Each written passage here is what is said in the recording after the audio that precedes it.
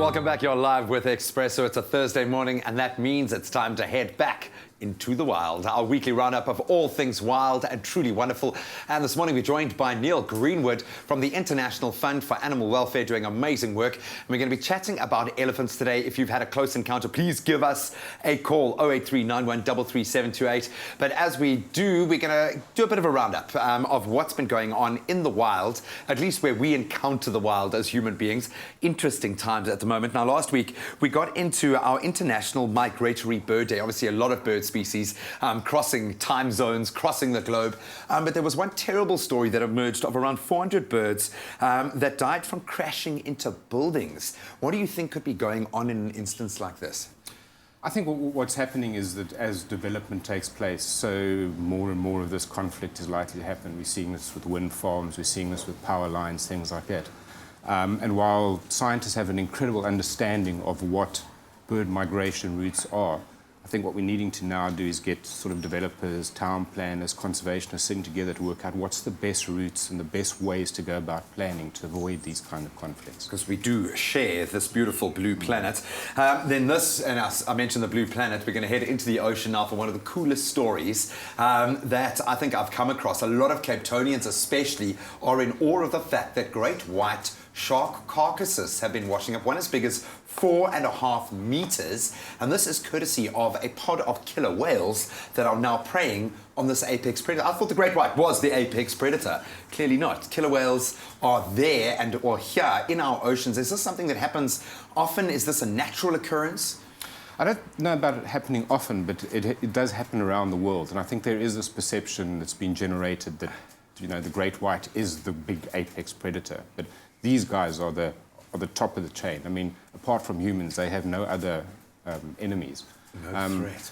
And I think what's happening now is because this pod is around the coast and in proximity to people, we're seeing more of it, so therefore it has become something. But, you know, this is an environment that humans aren't used to being in. Now, I've heard that, getting into the specifics, that they were targeting, in particular, the livers within the sharks. Would you know why they would do this specifically? Is there a reason behind that? It's got a very high nutritional value to it. So if you look at most predation on species, the liver is one of the first things to go. Even seals on penguins, things like that, they head straight for the liver. It's a great source of vitamin and protein. Oh, man. So, sorry, great white sharks in our area. Now, very quickly, we're going to be chatting about elephants and some great elephant encounters. Can you very quickly tell us what the Elephant Project South Africa is all about? Elephant Project is an initiative between Elephant Project South Africa and I4, and it's a fundraising and an awareness campaign around the plight of elephants, and we're facing some serious plights on this continent. Okay, we're going to get into that conversation just now and hopefully get into some of your encounters with these incredible beasts here in South Africa. 083 91 33728, that's the number to dial. It's my feel-good breakfast show. Thank you, gentlemen. Now time to head back into the wild with Neil Greenwood from I4. We are talking elephants and their impeccable memory and their ability to remain completely elusive around human beings. I'm talking about our Knysna elephants, and I've got a caller on the line joining us from Knysna. It's Howard Butcher. Very good morning, Howard. Good morning to you. Howard, I understand you have been tracking the Knysna elephants for up to 10 years now, and you have finally hit gold. Talk to us about your encounter. Well, I'm a hobbyist of sorts. I wear a few different hats, as many people do in this part of the world. Nature guiding is one of them. And I'm a music producer. So somehow I've managed to get these two things to be useful to each other. But, you know, I live not far away from the National Forest here, and it's part of my turf, as it were. I take clients out there for birding walks and just general nature experience, and the issue of the Knysna elephant has always been a fascinating one. So I've tried to learn something about the elephants and their plight here and some of their history. So that's where the interest comes from, but I'm certainly not a scientist. It's a hobby-oriented thing. Yeah. And then talk us through this encounter. I understand that you have finally come across one of the very elusive Knysna elephants.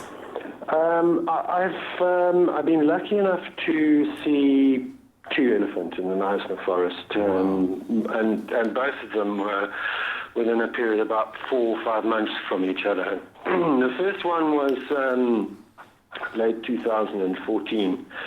And I had ridden up into the forest here on an old trail bike. I have an XT500, which, by the way, you cannot take into the forest here any longer. The national parks have quite rightfully stopped those the bikes coming in. And it was evening time. The light was fading, and I noticed that there was something that looked very much like a large boulder, but in a part of the forest off the edge of the track, which just wasn't there. So I went a little closer, but it was getting dark, and that was not a good idea. So I backed off. But it was definitely an elephant because I could see it moving around at about 200-300 meters. Wow. Then on the second occasion, I was also up there trail riding, quite high up between the edge of the forest and the fynbos. And it was quite a narrow track, which could accommodate a 4x4, but it was tough going. And I had rounded a little section of this track, which came around sort of part of the hillside. And as I did, this elephant just came around an opposite corner and charged me. And I realized then that what had happened was that I'd probably been gaining on this elephant slowly, and it got to a point where it couldn't go off the track up or down, so it turned around and confronted me. Threatened.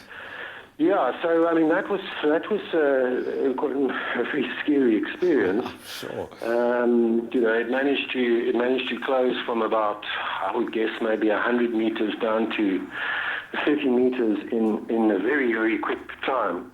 And I got such a fright that I lost control of my bike and overbraked and the engine stalled. And it's one of these things that you got to kickstart. So that was the end of any possible escape. And it stopped at about, I don't know, maybe about 25, 30 meters, close enough for me to smell it. Wow.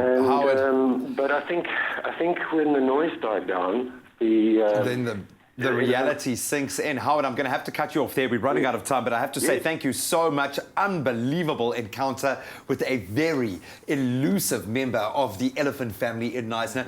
We're going to get into exactly why these elephants are able to do this in our next discussion. But I have to ask very quickly, what do you think he encountered a bull? Looking at that aggressive behavior, is this likely to be an encounter with a bull elephant? In all likelihood, yes. Probably a young bull, around 12 to 14 years. They leave the family group and then they're on their own, and that's quite a vulnerable time for an elephant to be on their own before they form these big bachelor herds of the males. So probably bumped into him during that stage. Oh, so Howard, quite a lucky man there, I think, on many respects. I hope you did get that bike started. We are going to continue this incredible discussion, also find out what IFO are doing to aid elephants, obviously under attack at the moment for their ivory. We're going to take a very quick ad break, 08391 33728. If you've had an encounter, give us a shout. We'll see you in a moment. Only you can make my day. It's my feel-good breakfast show. Welcome back. You're live at Expresso as we connect with the wild. In fact, take you into the wild with Neil Greenwood from I4. And we've got Geraldine on the line now. I'm hoping you've had a spectacular encounter with an elephant. Geraldine, a very good morning. Talk us through your encounter. Good morning. The encounter I had was on the east coast of Africa. Go ahead. I think you Okay, need to turn your TV down. And I went for a walk along the beach and found this baby elephant. Wow. I never at any stage did I see the mother for some reason, but I used to go every morning while we were there, and it got used to me and used to walk and come up to me and greet me.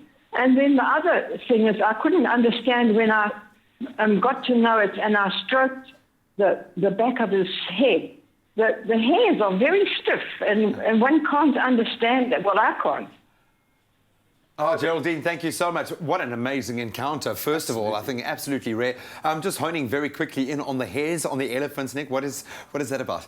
Young elephants do have hairs, and it's a form. Young elephants aren't able to regulate their body temperature very easily, so it's hairs the same as a human, just to keep them warm. And then as they get older, a lot of those hairs fall out. But yeah, it's a heat regulation. Very cute. Well, Geraldine, I think you were very lucky there. Now, we know that the plight of elephants is something that should be in the news all the time. You guys have a wonderful opportunity now to really get that message out there. Talk me through this cake fundraiser that is coming together now.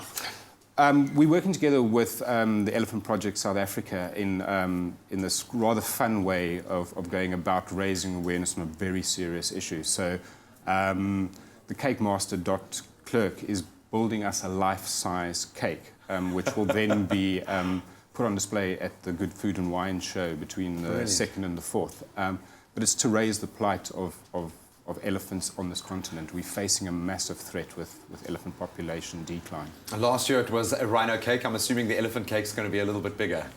It's supposed to be around a ton and life size, so it should be quite an impressive bit of artwork when it's done.